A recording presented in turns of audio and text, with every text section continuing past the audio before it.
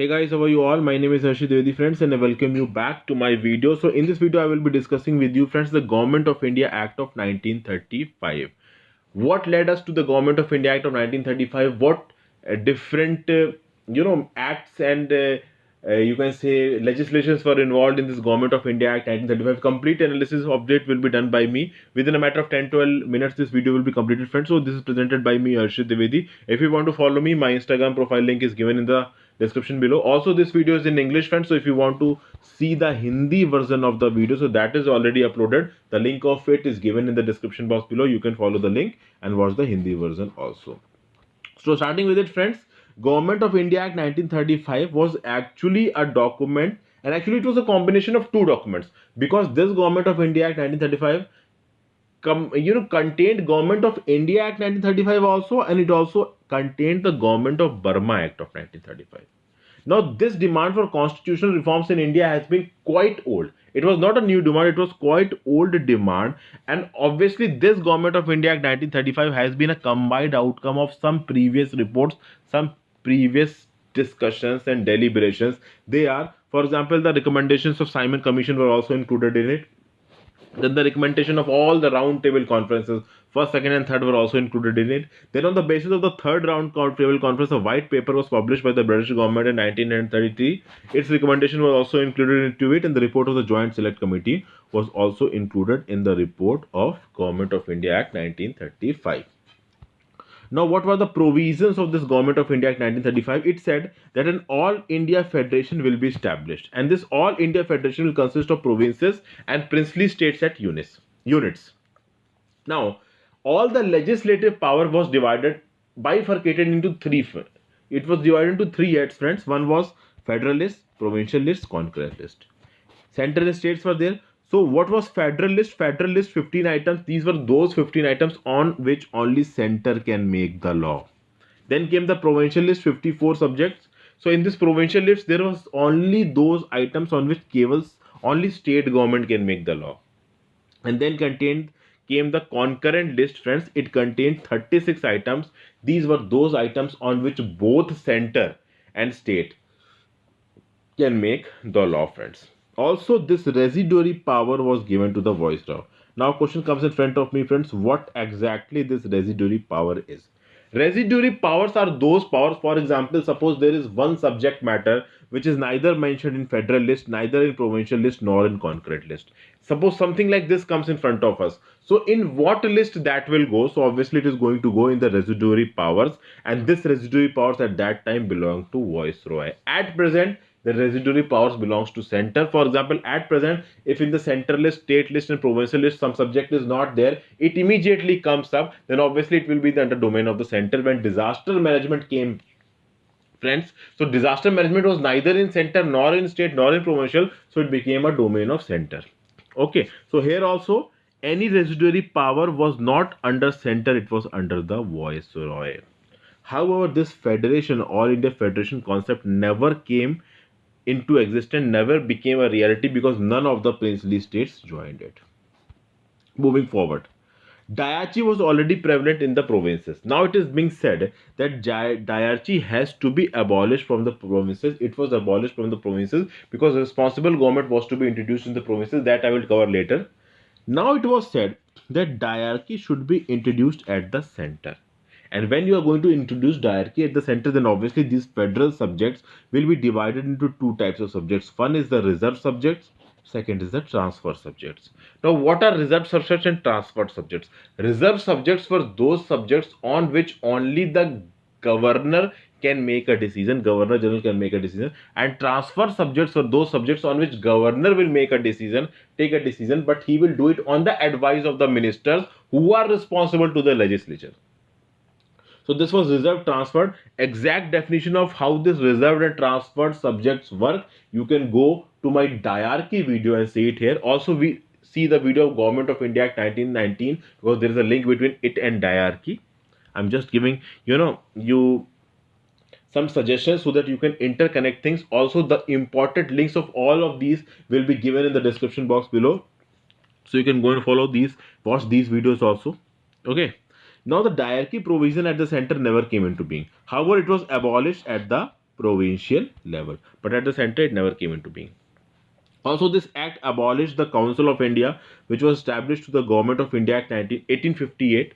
And through this act, this Secretary of State was given this Council of India. Now, when this Council of India was abolished, Secretary of State was provided with a team of advisors to carry on his duty.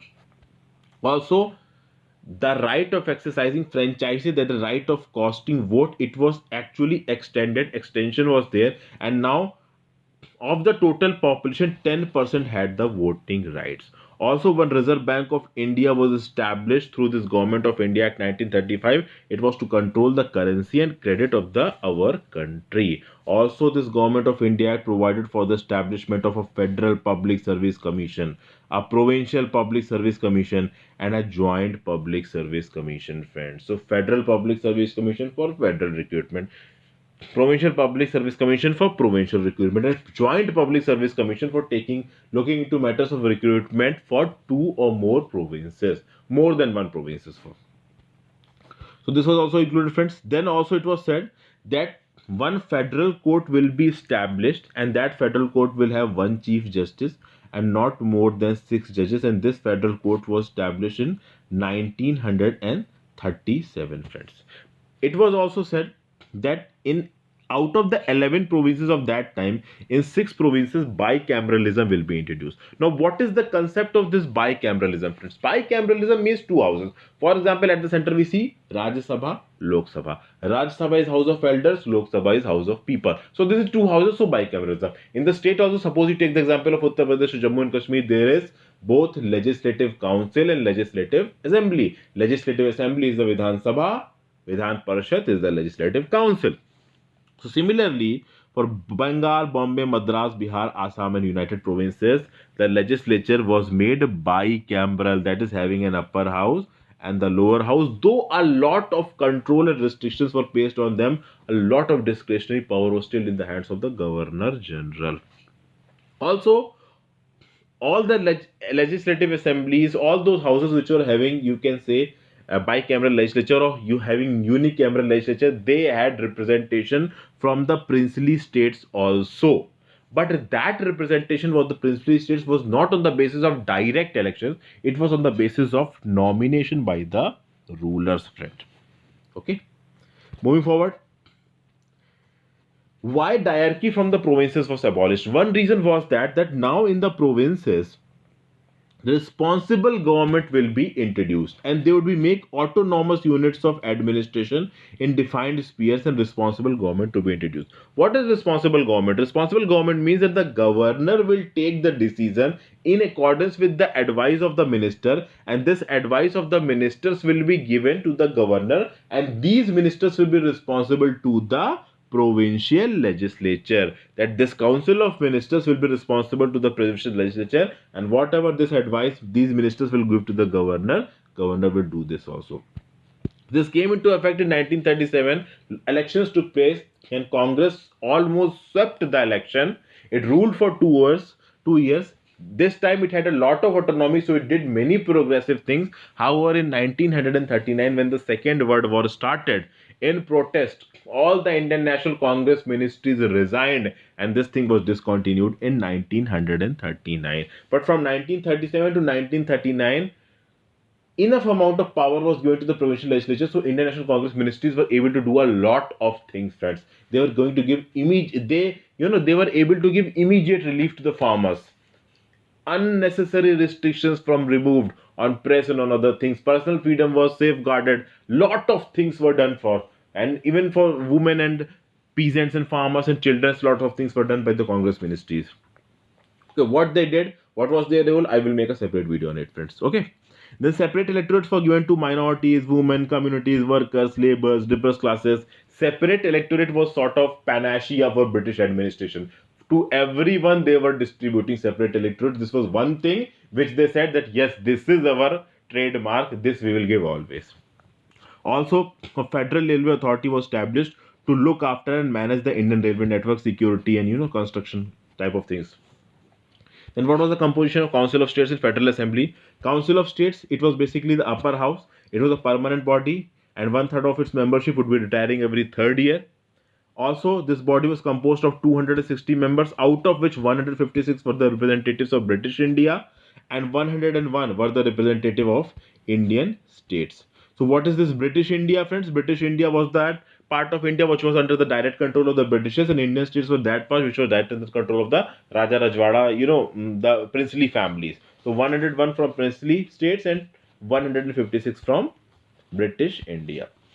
Then composition of Federal Legislative Assembly. The distribution of seats in the Federal Legislative Assembly to different provinces was not according to the population, it was according to the importance of that province in the eyes of the government.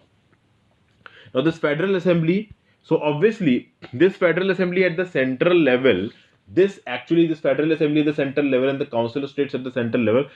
One thing, friends. Kindly keep in mind that this Council of States and Federal Assembly, this I am talking about the central level. So at the central level, it was 260 members for the Council of State, and at the central level for Federal Assembly, it was 375 members. Once my question asked this thing, so I'm just clarifying it.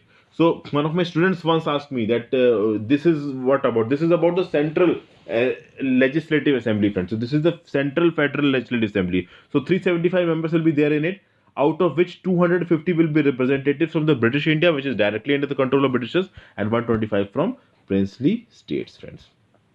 Okay. Also, reorganization of province was there. Sindh was separated from Bombay. Bihar and Orissa were divided into separate provinces. Burma was completely separated from India. Aden was now detached from India, and now it was being governed as a separate colony. So this was all the important points of Government of India Act 1935. I hope these points were useful for you, friends.